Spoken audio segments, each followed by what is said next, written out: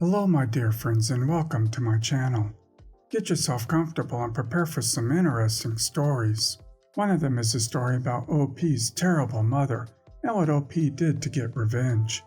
Please subscribe if you haven't, and I hope you'll enjoy it. This happened in 2004 when I was 14. A bit of backstory before I begin. My mother is not a good person. She was abusive verbally for most of my life until I was 14, when her abuse turned physical. Because of her abuse, I came up with creative ways to punish her in my own petty ways, like tampering with her food and dunking her toothbrush in the toilet every day. This story is one of my better petty revenges towards her, and the one that annoyed her the most. I talked to my friends about the things she did to me, and although I appreciated the advice to go to the police, I knew that wouldn't work. My mother is very convincing when she wants to be, and every other time I went to the police, they never believed me. One of my friends, who we'll call Tom, gave me a brilliant idea that would annoy her to no end, but wouldn't get me in trouble. His dad is a mechanic, so Tom knows his way around a car. After school that day, I went with him to his house. He showed me a place underneath the car, between the top of the front wheel and the side of the engine, and told me what to do. Bring on the pettiness. I had to wait a few days to enact my revenge, but the day finally arrived. My mother and my sister left the house to ride their horses, which gave me plenty of time to do what needed to be done. The next day I went with my mom and sister to do grocery shopping, and I was elated to hear the product of my labor as the cars started to drive down the driveway. Clink, clink, clink. Yes, dear readers, I attached a rock to the end of a string inside the car that made a loud clink sound every few seconds when the car was moving. Mom, what the heck is that? Me, no idea. Maybe you should get a mechanic to take a look at it. Remember how I said that Tom's dad is a mechanic? Well, he's the only mechanic in town we lived at, and Tom made sure to tell his dad about the things my mother did to me. Needless to say, he was on my side. Mom, we arrived at the mechanic.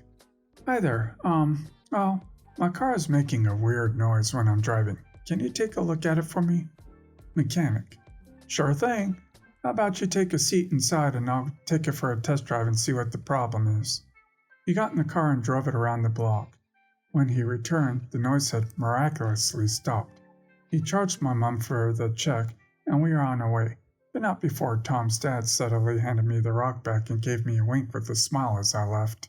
That night, I put the rock back in place and left it to do its thing for the next day. And oh boy, was this satisfying.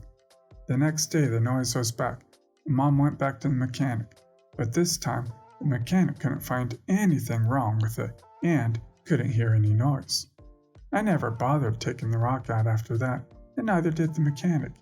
He'd experienced her entitlement firsthand, and had heard many stories from other people around town about her. The rock wasn't damaging the car or affecting its performance, so there was nothing that needed fixing. I moved away to live with my dad when I was 16, but before I moved, the clink was still there, tormenting my mother every time she drove the car. I lost count the number of times she took it back to the mechanic and the amount of money she spent on getting rid of the clink. The last time I saw my mother I was 23, and she still has the same car. I'd expected the rock to have fallen out by now, but the car still has the clink. But not as loud. Thanks, Tom. This is brilliant. A touch of subtle evil, so slight yet so incredibly infuriating for your mother, and it's all entirely well deserved.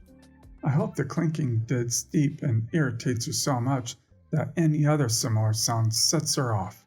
Genius. To start off, I have extremely bad anxiety to the point I am on medication to calm myself, and have been taken to the hospital because of my attacks and the harm I do to myself during them. Last year, I got my dog, a type of Mastiff. Pinky verified as a service animal and trained to stop these reflexes as well as to warn off other attacks. She is licensed to be taken almost anywhere. My family traditionally does holidays at home, but last year in particular, A lot of people agreed to go, so we couldn't. Instead, we had rented half a restaurant, paid by myself, as I do have a job, and my mother thought she paid the majority because at the time I was making half of what I do now. My brother, his wife, my sister, my dad, my mom, my stepdad, my aunt, my girlfriend, my grandma, my great-grandma, and more had attended, but the one that caused the issue was my brother's new wife. I do not look anything like my brother, as he has red hair and green eyes. I have dark brown hair and gray eyes, though my girlfriend had bright red hair, green eyes, freckles, and even got lip injections recently. We joked she looks just like my brother if he were a girl. Mind you, I must say, I prefer she, they, and beforehand said girlfriend was told he had a sister. The dinner had started out nicely, and everyone had ordered a special meal just for them, but the rest was an unlimited amount of food my grandmother had ordered ahead of time, and all this was for Thanksgiving. My Tibetan Mastiff Pinky was sitting beside me, sniffing me every once in a while. My brother's wife has 2 kids, one of which wanted to play with Pinky, to which I instructed her, please do not distract her, she is working. Well, the kid didn't stop, and eventually told his mother that the dog wouldn't play with him, to which she told me to stop being so stuck up and just let your stupid dog play with the kid. I informed her quickly it was not going to happen, because the room was loud, and I hadn't gotten to take my medicine that morning. She scoffed at me and went back to eating, only to start sneezing a little bit later. When my brother said, bless you, she shot me a dirty look and said, it's her darn dog. The darn thing is shedding so much and I'm allergic. My brother was stunned and looked at me. My grandmother didn't seem impressed, but very reluctantly, my brother told me, look, I'm sorry for this, but would you mind leaving or taking the dog outside? She said she's allergic. I was shocked, and to the rescue came my girlfriend. I'll take Pinky for now, love. Enjoy your meal. I couldn't believe he had just got my girlfriend excluded from a meal, but not wanting to upset my grandmother, I continued dinner. Halfway through, one of my brother's kids let out an ungodly scream, and it seemed to have triggered something, because I felt like I couldn't breathe. Every movement went pain, and when I tried to speak, my hearing went dead. I began to cry and I saw his girlfriend staring at me, but not saying anything. I began to choke on my food, and eventually, according to my mother, I had passed out, and it took her 4 minutes of me laying there with my head bleeding from it hitting on the table to say anything, as no one else had noticed. When I woke up in the hospital, and my brother was sobbing, my girlfriend was nowhere to be seen. My mother informed me of what happened afterwards. Turns out, she had broken up with my brother because he yelled at her for waiting so long to tell us. And my girlfriend? She was at home with Pinky. And when I got back home with my mom, both just seemed glad to see me.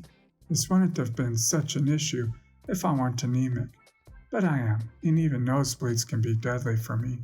But I'm just glad now that my brother takes more care into who he dates, and that I finally got on a daily routine of taking my medicine when I wake up. I forgot to mention above, but we were not supposed to bring kids because this was for the teenagers and the parents. Shame on your brother and his GF. The fact that he chose his GF over you when he's literally your brother and is most likely aware of your situation is sickening to me. If anything, he should have been the one to break up with her and ask her to leave. Plus now you know what kind of person he is. Lots of love to you, and I hope you make a full recovery fast. I have a very rocky relationship with my brother. To be frank, I hate him. I know hate is a strong word, but he has made my life a living heck. I have 2 older siblings, another brother, and a sister. My brother's on the spectrum. He's always had severe anger issues, and he's also my parents' golden child. He always gets his way, and if he doesn't, then he can throw a tantrum that lasts for days. The littlest thing can set him off. He's like a ticking time bomb. Whenever my brother has his tantrums, my mom would just drop me and my other siblings at my grandparents' house until he calmed down. Because his tantrums were so frequent, we were over at their house a lot. I didn't mind though. I love spending time with my grandparents, especially my grandpa. We were super close.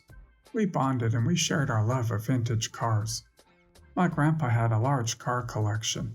His favorite car, though, was a silver Mercedes 300 SL.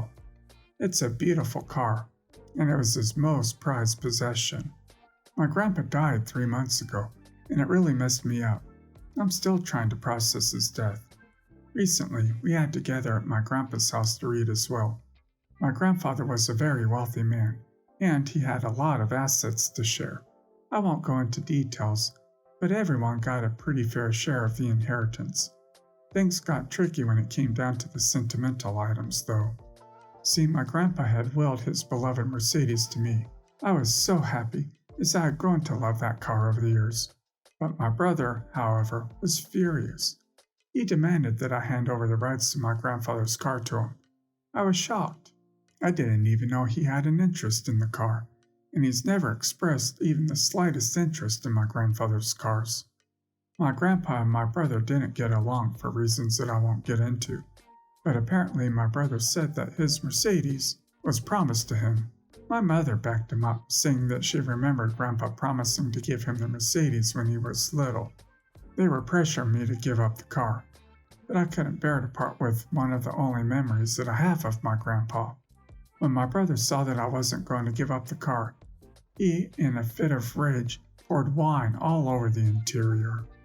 I'm not proud to say this, but I cried for hours. That car was so important to me and filled with so many memories, and it was ruined for absolutely no reason. I lawyered up and served my brother his papers. My phone has been blowing up with texts from family members telling me that I'm an idiot for suing my brother, that I shouldn't take family to court, but I don't care. I know my brother, and this is the only way he will pay. My mom tried to use his autism as an excuse, but his autism isn't all that bad, and he destroyed my property. Now I'm starting to feel like an idiot because it seems like no one but my grandma is on my side. Am I really an idiot here? Update. A lot of people seem to think I'm suing my brother for the full price of the car, or that I'm pressing charges. I would like to clarify I'm not doing either. My car is currently getting detailed, and it will take a while. I'm suing my brother for the cost of the detailing, and only that. I'm not pressing charges because I feel that it's a bit much. I've gone and seen with him and my parents though, and my only form of communication with any of my family is through my grandma and my other siblings. I'm still working through the legal stuff, and yes, I am still suing my brother. Final update. So I won the court case. I don't want to go into the sum of money my brother has to pay, but just know that it's not as bad as my family thought it was going to be. My mother was irate. She is really milking the poor baby sob story to the judge, but he wasn't buying it. I am still not speaking to my mother. My dad eventually came around, but we're on very limited contact. My birthday is coming up, so I think I'll take a mini vacay away from my family. So yeah, that's basically it. I haven't really heard much from my other relatives. I guess they're staying out of it, but suggestions for travel are welcome. You were doing the right thing. There was no way in heck your GP promised that car to him. Your mother and he lied, thinking you would give it to him. Good for you for standing up for yourself. He knows right from wrong and deserves consequences for his actions. Well guys, that's it for today. If you end up enjoying this video, please consider subscribing. And if you missed the last episode on the channel, I'm going to link it right here. The story is about a crazy woman who demanded OP give them the car OP owns because the woman's daughter needs and deserves that car. Check it out if you haven't, and I'll see you in my next video.